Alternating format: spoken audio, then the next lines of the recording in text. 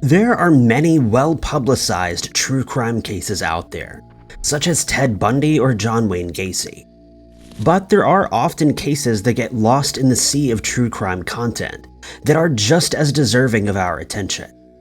Many of these cold cases are waiting for the right person to come forward, or for new evidence to come to light. Who knows, you might just be able to crack open a strange mystery that has been cold for decades. Number 5. 50-year-old Cindy Martin, an Indigenous woman, was massively inspired after hearing the story of Jean Sampere, also an Indigenous woman who had disappeared mysteriously in 1971.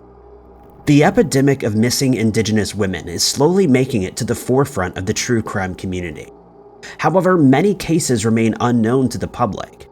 Indigenous women are 10 times more likely to be fatally harmed than any other race in the US and Canada. And there's no denying that this epidemic needs to be addressed, both within the true crime community and by agencies.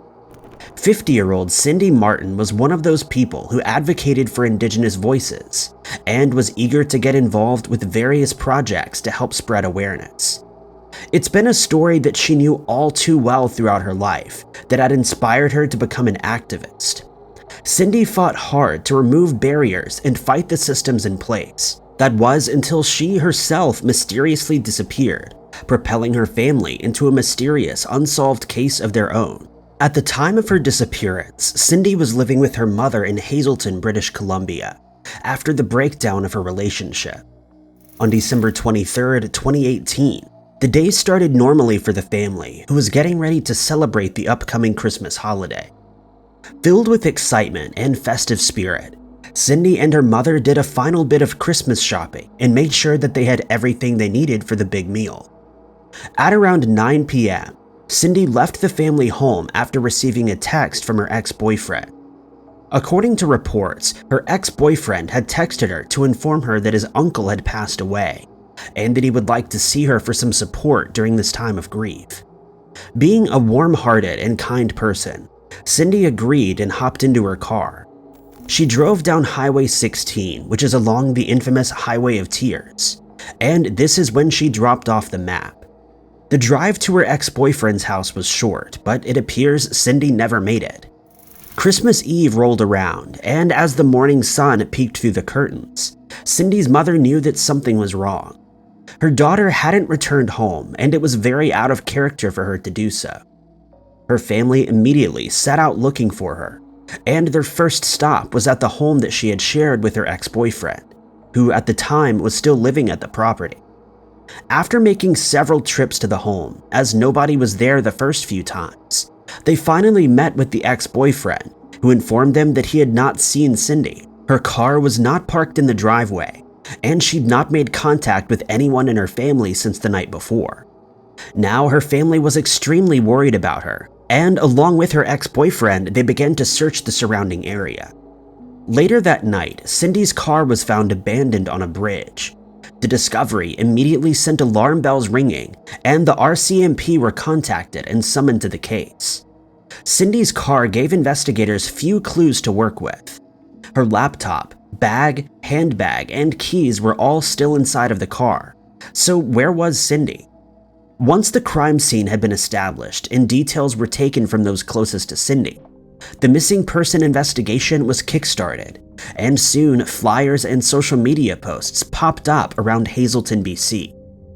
While her family were appealing to anyone with information to come forward, investigators deployed drones, helicopters, land crews, and dog units to find Cindy. But no evidence was ever uncovered. It was as if she had vanished into thin air, and Cindy's case has quickly become one of the strangest mysteries in recent Canadian history. Almost 4 years later, and Cindy's case remains cold. There's no evidence and no leads to work with.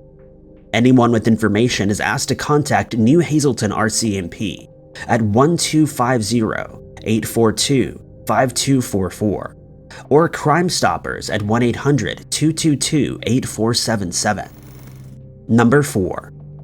When Marilyn moved from her home in Quebec to Montreal in 2005, the first few years felt like a dream. Marilyn enjoyed having her independence and had also picked up freelance work for TV stations, as well as working at a music store. It was everything Marilyn and her family had hoped it would be. That was until 2008, when her case took a bizarre twist, and as of 2022, Marilyn's case remains unsolved. Marilyn lived in a notoriously dangerous neighborhood in Montreal. Crime rates are high, and many people avoid this neighborhood whenever they can. At the start of 2008, Marilyn began sharing small bits of information with her family about her situation, and slowly opened up to them. She told them that she no longer wanted to live in Montreal, and that she was terrified and no longer felt safe there. Her parents pressed her, asking her for more details so that they could help, but each time Marilyn shut them out. As the weeks went on, Marilyn's behavior became increasingly concerning. She would break down and cry, but refused to tell her family why she was crying. She became secretive about the reasoning for her move out of Montreal, and even began seeing a psychologist as a result of her condition. The psychologist told Marilyn that her case would take a long time to get through, and these sessions appeared to do little to help her mental state. Eventually, in February of 2008, Marilyn packed her things and moved back to Quebec for good. On February 17th, just 7 days after she had moved back home, Marilyn would leave the family home for what would be the last time. According to Marilyn's mother, the two had breakfast and Marilyn told them that she was going for a walk. At around 11 a.m., Marilyn left the house wearing a long black coat with a gray fake fur trim and suede boots. It's also important to note that she only took her credit card with her and not any other cards she might have needed. Marilyn's movements are confirmed by CCTV cameras that captured her attempting to withdraw $60 from a cash machine just after 11 a.m. Bizarrely, this CCTV footage showed Marilyn carrying a black backpack, which her mother denied seeing when she left the house. Her behavior in these clips is concerning, as she appears incredibly paranoid and frightened that someone might be following her. The last confirmed sighting of Marilyn was at 4 p.m. when she entered a cafe depot. According to the barista who served her, she ordered a cup of coffee with her credit card, grabbed the coffee, and went on her way. The barista noticed that she seemed to be in an altered state and mood too. After this, Marilyn has never been seen or heard from again. When she failed to return home, her parents raised the alarm and a wide-scale search was conducted. Unfortunately, the RCMP have not been able to find any evidence or clues to suggest where she is gone. Her family believes that she may have hitchhiked a ride home from the coffee shop, but there's no evidence to prove this theory. Many online investigators believe that Marilyn witnessed something bad in Montreal, a theory that is backed up by a statement she made to a friend. Unfortunately, until new evidence comes to light, it seems unlikely that this strange case will be solved. There's currently a $30,000 reward for information that leads to Marilyn's whereabouts, and anyone with information is asked to contact the Quebec Police Services at 418-641-6291, quoting case number 2008-18087. Number 3. Christina Kettlewell and Jack Kettlewell officially tied the knot on May 12, 1947. And for a moment, their world was complete. The two had been together for 3 years, and while Christina's family had their reservations, the couple were now looking forward to spending their lives in a cloud of wedded bliss. That bliss was cut short just days after their wedding in what has gone on to become one of Toronto's most mysterious, yet little-known true crime cases. The reason that Christina's family had reservations about the marriage wasn't because of Jack, but because of his friend, 28-year-old Ronnie Barry. Ronnie was originally from Italy, but had immigrated to Canada in search of a better life. Ronnie was constantly with the couple, no matter where they went, and this stood out to Christina's family. Of course, people have best friends, and naturally the three would have hung out together, but something about Ronnie put her family at unease. Ronnie was elated that the two were getting married, and he had firmly inserted himself into the celebrations. Ronnie even joined the couple on their honeymoon to Severn Falls, and had even given them access to his remote cottage that was only accessible by boat. In the days before the ceremony, Christina's sister, Helena, kept a close eye on her and noticed that she was acting strangely and like she'd been slipped something in her drink. This bizarre behavior carried on into the honeymoon, and what was supposed to be a peaceful time for the couple to celebrate their marriage quickly turned into chaos. According to Ronnie and Jack, during the time at Ronnie's cottage, Christina began exploding into fits of tears for no reason at all, and it took a while for her to be consoled. The two watched over Christina and noticed that her behavior was not subsiding. Then, on May 20th, 1947, Christina left the isolated cottage for what would be the last time, and her mysterious disappearance kickstarted a truly unbelievable chain of events. Later that day, Ronnie found out that his cottage was on fire and rushed inside to retrieve the newlyweds. Strangely, Jack was the only one inside the cottage, and he was in bad shape with an injury to his head. This cottage and Jack were important to Ronnie, but not because he valued Jack as a friend. In fact, weeks before the wedding had taken place, Ronnie had taken out a $5,000 insurance policy on the cottage, and Jack was to be the beneficiary. Similarly, Jack had taken out $500 of life insurance on himself and Christina, naming Ronnie as the beneficiary. The lines of insurance fraud appear muddled, but these insurance policies do play a part in the theories of what happened next. With the cottage on fire, Ronnie dragged his friend outside, and the two went to mainland by boat to seek medical attention. Christina had not been in the cottage at the time, leading the two to wonder where she had gone. That question was quickly answered just hours later, when Christina's body was discovered in shallow waters close to the cottage. The coroner was able to establish that she had drowned and noted that there were no marks on her body. The discovery of Christina rocked Jack and Ronnie, who were in the hospital where Jack was receiving treatment for his injuries. It was also noted by the attending doctors that Jack had a sedative in his system.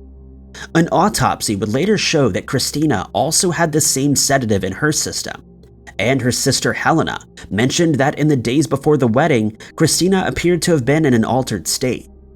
With the discovery of Christina, an investigation was kickstarted, and officers began interviewing Jack, Ronnie, and everyone else at the scene, and those who were close to the three. One witness came forward and said that when he was running to get water to extinguish the fire, he didn't see Christina's body in the water where she had been found. This investigation quickly turned complex, and an inquest was ordered to determine whether Christina had met with foul play. The inquest ultimately failed to determine this, and suspicion very much fell on Jack and Ronnie. Investigators continued to search for any evidence that linked the two to the crime, but they found nothing. Interestingly, when the fire had occurred, Ronnie had saved a plethora of letters that had been written by Christina from the cottage. These letters detailed how Christina was doubting her marriage to Jack, while also discussing how she didn't want anyone else to have him. In one letter addressed to Ronnie, she wrote, quote, "When you love someone, you really love him. And I know there's no one for me but Jack, and if I cannot have him, I don't intend anyone else to. I waited, as you might say, in the hope that Jack would ask me to marry him, but now I realize I'm just a passing fancy." Many people have alleged that Ronnie and Jack were in a relationship, and that the marriage to Christina had been a cover for the two. A police report detailed how Christina's ailing mental state was due to the unnatural conduct of her husband and Barry, leading people to believe that either Jack and Ronnie were involved or Christina took her own life. Neither man was ever charged in Christina's case, and now almost 75 years later, it remains unsolved. Until new evidence comes to light or a confession is made, it will likely stay that way. Number 2. 25-year-old Michelle Von Emster was a typical Californian. She had been born and bred in San Carlos, California, and like those in the Golden State, she loved to spend time outdoors and at the beach. Michelle especially loved to meditate on the beach every day, grounding and connecting herself with the world around her. When not working and studying, Michelle would often be found at the beach relaxing and dipping into the cool, crisp waters. By 25, Michelle had beaten cancer, attended St. Mary's College, and was now living in San Diego. The neighborhood fit in with Michelle's free-spirited personality, and she flourished in her new environment. Unfortunately, the stay in San Diego would be short for Michelle, and her case was quickly turned into one of the most unbelievable and strange but true mysteries in true crime history. On April 14, 1994, Michelle and her roommate headed out to a Pink Floyd concert. The two drove to the concert, belting out songs and chatting about what the set list might be. As they approached the venue and headed to the ticket office, they were hit with a wave of disappointment. They had bought the wrong tickets and were turned away. Disappointed but wanting to make the best of the evening, the two hopped into the car and started their journey home. Just 6 blocks away from their shared house, Michelle asked her roommate to pull over so she could take a walk along the pier. Her roommate swerved the car to the pavement and said goodbye to Michelle, not knowing that it would be the last time she would ever see her alive. Her roommate continued back to their house, expecting that she would come home when she was ready. And as she awoke the next morning, she realized that she still wasn't home. Little did her roommate know that Michelle's body had just been discovered below the Sunset Cliffs, close to the ocean, by 2 surfers. The police were immediately called to the scene, and the beachfront was soon swarming with cop cars and medical staff. Michelle was taken back to the coroner's office, who had a very hard time determining what had happened to her. At first glance, it appeared that Michelle had been attacked by a shark. However, as the autopsy continued, the coroner found some very bizarre injuries that could not have been caused by a shark. There were various breaks and bruises across her body. However, the coroner officially returned a verdict of a shark attack. Some shark experts were quick to comment that Michelle's injuries did not align with those of a shark attack, but the coroner was unwavering in his verdict, as marine biologists from the Scripps Institute had agreed with his findings. Investigators did continue looking into the case, however. With a closed verdict, there was not much that they could do, though. In 2008, another autopsy was performed by Dr. Glenn Wagner, who agreed with the initial verdict. Many have criticized the case, claiming that the authorities involved had blinders on during the investigation, and that they were set on a shark attack from the start. Investigators did manage to track down 2 suspects who had been in Michelle's life and had been acting strangely towards her. Unfortunately, despite pleas to reopen the case and perform another autopsy, the coroner's office has maintained its verdict and stands firm in its decision to keep the case closed. Now we're left with the mystery of what really happened to 25-year-old Michelle von Emster. Number 1. 21-year-old Cynthia Anderson was looking towards the future in 1981.